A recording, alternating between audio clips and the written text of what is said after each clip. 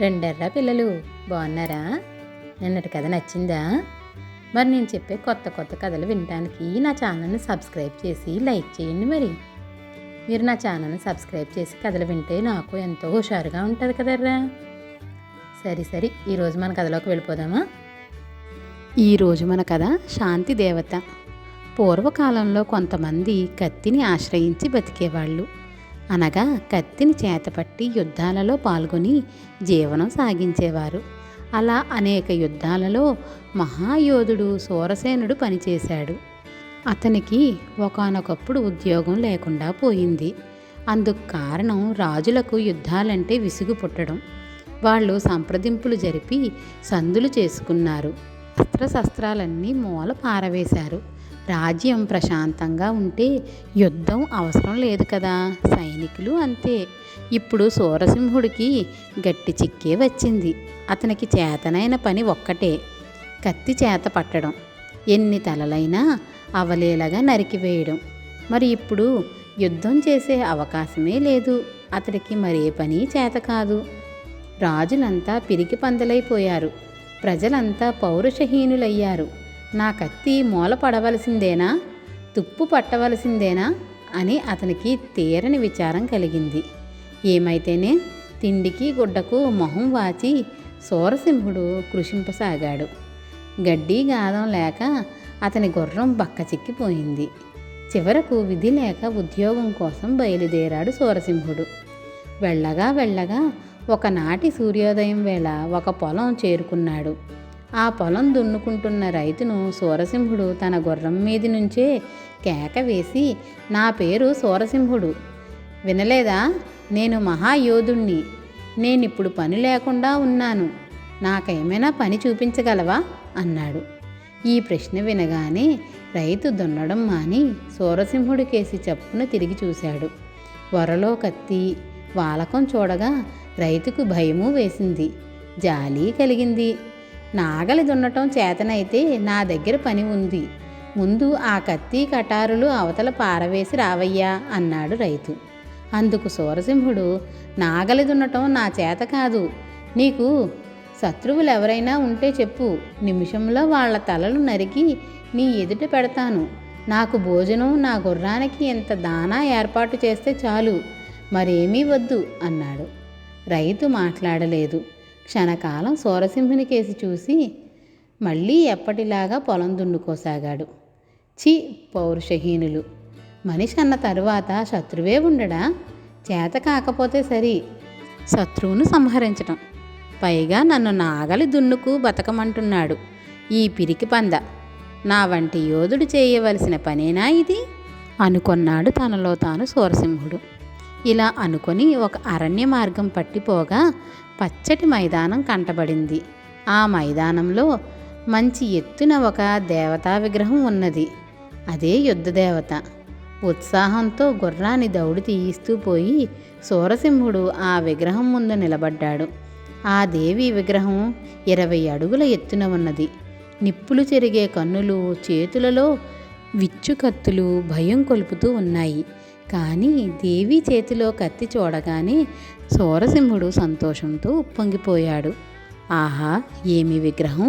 అంతా అచ్చు బంగారం అని ఒక్క కేక వేశాడు ఉత్సాహం పట్టలేక. కాదోయ్, విగ్రహం అంతా వెండి. ఇది రజత విగ్రహమే కానీ స్వర్ణ విగ్రహం ఎంత మాత్రమూ కాదు అంటూ బదులుగా అతనికి ఒక కేక వినిపించింది. కేక వినిపించేటంతలోనే ఆ విగ్రహానికి వెనుక నుంచి డాలు కత్తి ధరించిన ఒక గుర్రపు రౌతు ముందుకు వచ్చాడు. పౌరుషంతో సూరసింహుడు పళ్ళు పటపటా కొరికాడు. వరలో నుంచి కత్తి దూశాడు. ఏమోయ్, నా మాటనే ధిక్కరిస్తున్నావా? నా పేరు తెలుసా? సూరసింహుడు అని గర్జించాడు సూరసింహుడు.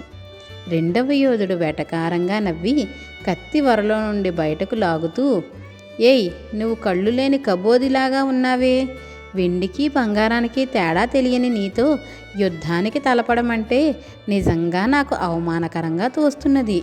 నా పేరేమిటో తెలిసే మసులుకుంటున్నావా? నేను ధీరసింహుణ్ణి. రా, నా కత్తి బలం చవి చూపిస్తా అన్నాడు గుర్రాన్ని ముందుకు ఉరకలు వేయిస్తూ.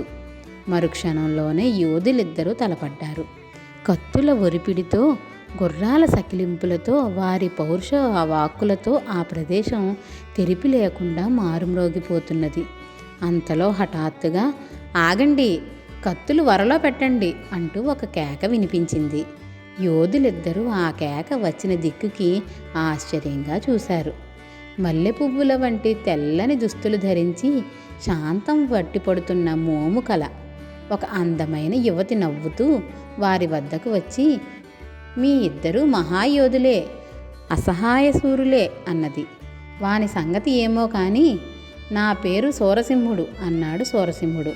వాని సంగతి తెలియదు గాని నా పేరు ధీరసింహుడు అన్నాడు ధీరసింహుడు. ఇద్దరికేసి చూచి ఆ యువతి, మీ కత్తుల పదునులో కాస్తంతైనా మీ బుద్ధులకు ఉంటే ఈ కొట్లాట జరిగేది కాదు అన్నది. మూర్ఖుడికి దూరదృష్టి లేదు, ఈ యుద్ధదేవత విగ్రహం వెండిదట అని పరిహసించాడు సూరసింహుడు. అతనికి దృష్టి వక్రించింది. వెండి విగ్రహాన్ని బంగారు విగ్రహం అని వాదించటమేమిటి, అవివేకం కాకపోతే అని గేలి చేశాడు ధీరసింహుడు. అప్పుడు ఆ యువతి పకపకా నవ్వి యోధులిద్దరినీ వెంట పెట్టుకుని విగ్రహం చుట్టూ తిప్పింది. వెండిదని మొండిగా వాదించిన ధీరసింహుడికి విగ్రహానికి ఒకవైపు బంగారు పూత కనిపించింది. విగ్రహం బంగారపుదని వాదించిన సూరసింహుడికి వెండిపోత కనిపించింది. ఇద్దరూ తెల్లబోయి ఒకరి వంక ఒకరు చూచుకోసాగారు. అంతలోనే ఆ యువతి అంతర్ధానం అయ్యింది.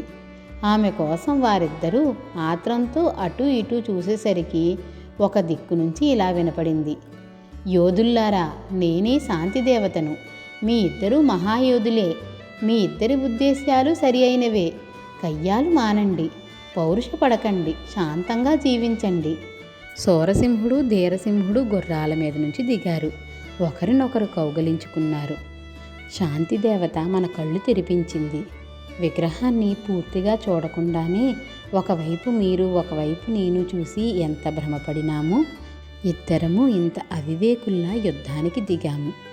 ఏ విషయాన్నైనా పూర్తిగా ఆలోచించి అప్పుడు నిర్ణయం తీసుకోవాలి. అంతేగాని ఒకవైపే చూసి ఇంకొక వైపు కూడా అదేనని వాదించడం ఎంత అవివేకం అనుకుంటూ డాలు కత్తులు విగ్రహం ముందు పారవేశారు.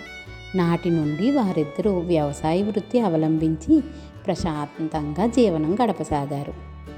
పిల్లలు, కథ నచ్చిందా? అయితే లైక్ చేసి షేర్ చేయండి, మరి అలాగే సబ్స్క్రైబ్ కూడా చేయండిరా.